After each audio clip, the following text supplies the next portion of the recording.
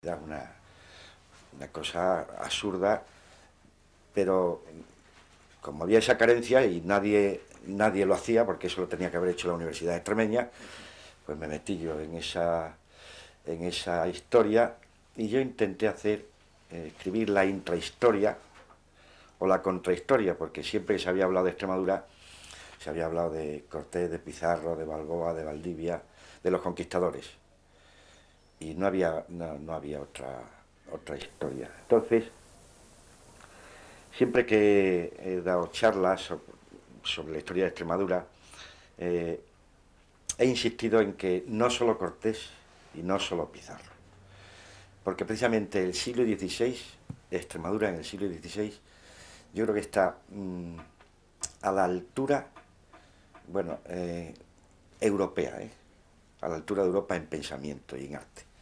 Porque en el siglo XVI, mientras Cortés, Pizarro y Balboa, aquí surgen en Extremadura el brocense, Arias Montano y Pedro de Valencia, que son tres cumbres del pensamiento.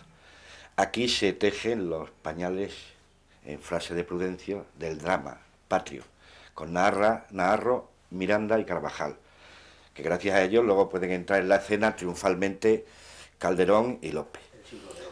Aquí tenemos un poeta maravilloso, hay muchos poetas, pero García Sánchez de Badajoz. O tenemos pintores como Morales y Zurbarán. Es decir, bueno, tenemos el primer campeón del mundo de ajedrez, tenemos la primera medicina de Solapán de Rieros, tenemos grandes juristas. Esto al mismo tiempo en que por ahí, en tierra de Indias, Cortés, Pizarro, Balboa hacen carnicerías. Es decir, que Extremadura solamente se la conocía por los conquistadores y yo puse mucho énfasis que también había tenido una aportación a la cultura universal extraordinaria. Por ejemplo, la primera reforma agraria que se hace en Europa la propugna Pedro de Valencia. ¿eh? Cuando dice que aquí esta desigualdad con que unos cuantos son dueños de dehesas larguísimas y la mayoría no alcanzan ni un palmo ni un terrón, es la cosa más perniciosa para la colectividad y la que más de repúblicas ha destruido y destruirá. Y propone una reforma agraria modernísima. Reparto de tierras, y no solamente reparto de tierras, sino que el Estado subvencionase con dinero para atender a las primeras cosechas y tal. Esto ocurre en el siglo XVI en Extremadura, la primera reforma agraria.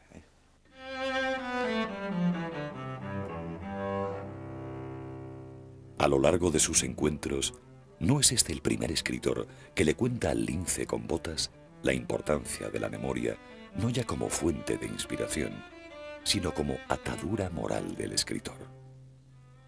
Es que somos memoria.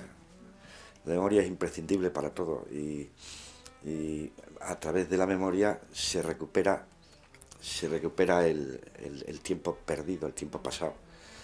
Y claro, que tenemos que hablar de una memoria lírica o de una memoria poética o de una memoria creativa.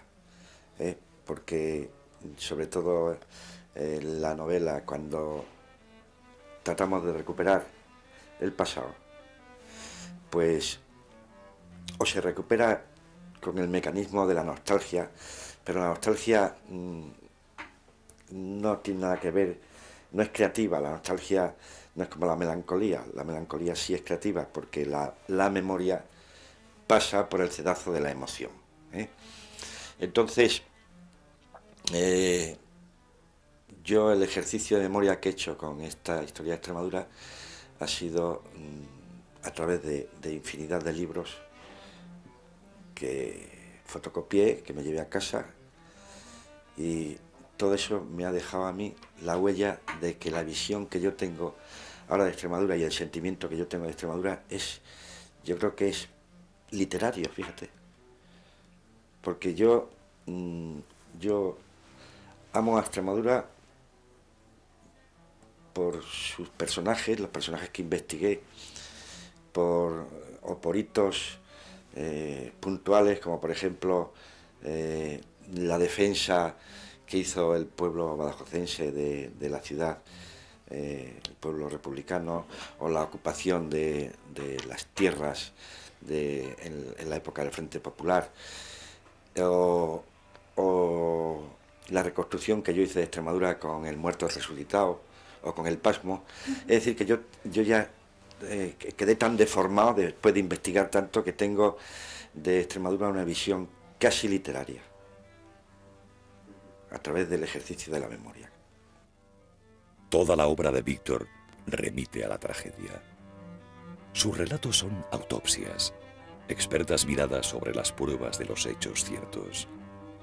El autor abre y muestra las carnes de un monstruo, la estructura social, el injusto reparto de la riqueza, que parece inmortal como el mismísimo demonio. Yo creo que una novela tiene que tener un contenido trágico, metafísico. Es decir, por ejemplo, el pasmo o el muerto resucitado dice, colección La sombra de Caín, un crimen.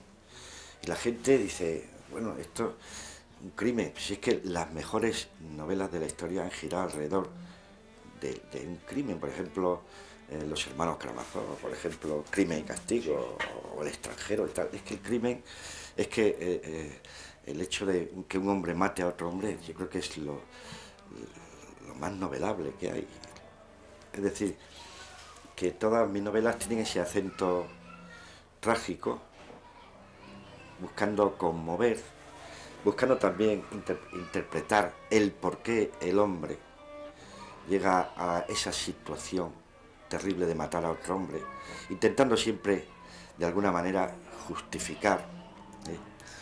Porque, por ejemplo, en el pasmo, a mí lo que más alegría me dio del pasmo es que todos los que leyeron esta obra, mucha gente, vamos, se siente conmovida por los asesinos de la familia del cacique del lugar.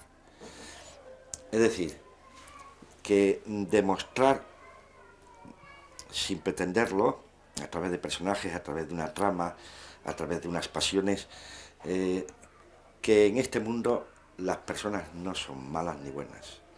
Son malas o buenas las estructuras. Y en aquellas estructuras feudales, medievales, en que unos estaban poseídos por la codicia y la inmensa mayoría no tenía ni para comer. Entonces, que se llegue el lector a compadecer de la familia asesinada, claro, es normal, pero que se llegue a compadecer de los asesinos, pues eso es lo que tiene que conseguir un novelista, ¿eh? Es profundizar en el ser humano, llegar a los rincones más ocultos y de alguna manera justificar que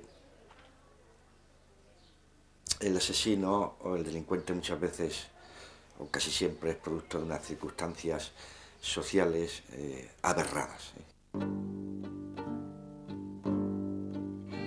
Si la segunda etapa literaria de Chamorro es un apasionado rastreo de la palabra ideal, uno de los ejemplos más notables es El pasmo, donde a una impresionante labor de recreación del lenguaje de la Extremadura del siglo XIX se une un rigor etnográfico que sedujo al lince con botas hasta el punto de sumergirle casi físicamente en aquel tiempo. A mí, en la segunda etapa como novelista, me ha obsesionado la palabra. La palabra exacta, colocándola en el lugar exacto, allí donde puede sergar más melancolía, más lírica, más dramática. Entonces, el esfuerzo que tiene el pasmo de reconstrucción del lenguaje del siglo es muy fuerte. Tuve muchos años, por ejemplo, yo decía, cementerio. No, voy a buscar una palabra más poética, más adaptada. Camposanto. No, osario. Y hasta que encontré una palabra maravillosa que es extremeña, que no sé la raíz, pero está en el Casares y en el María Molina, el calaverno, que debe ser una mezcla de calavera y averno, ¿eh? Y se utilizaba por esa tierra de Guadalupe, se llevara al calaverno. O, por ejemplo, yo en esa novela he estudiado prácticamente cada palabra. Dice, tenía